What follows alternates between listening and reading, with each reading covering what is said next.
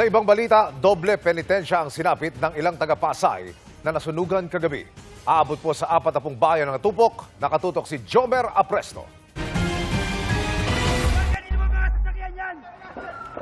Sunog ang gumising sa mga residente ng San Juan Street sa Barangay 7 sa Pasay City pasado alas 11 kagabi.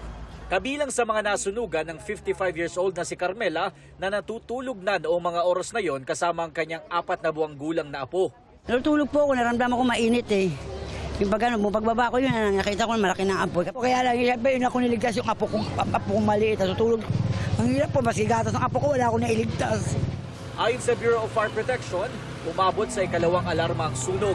Ang struggle kasi natin is ang nasusunog mga light materials. And then dito sa nasunog na light materials, meron tayong high-rise sa tabi. Kinain ng apoy ang 7th floor, yung may balkonahe nila.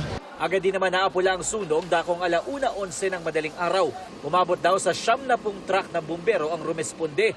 Batay sa datos ng BFP, nasa 40 bahay ang tinupok ng apoy. Mayroon ding ilang sasakyan na nakaparada sa bakanting lote ang nabagsakan ng mga debris. Pero tumulong naman ang ilang residente para mailipat ang mga sasakyan. Maswerte at wala namang napaulat na namatay o nasaktan sa nangyari. Sa panayam ng GMA Integrated News sa alkalde sa lungsod, sinabi nito na nakahanda ng kanilang evacuation center para sa mga apektado. Nagbigay na ng pang-ayuda at suporta ang lokal na pamahalaan sa mga nasunugan. Patuloy na inaalam ng mga otoridad ang halaga ng pinsala sa mga ari-arian at kung ano ang pinagmulan ng apoy. Para sa GMA Integrated News, Jomer Apresto, nakatutok 24 oras.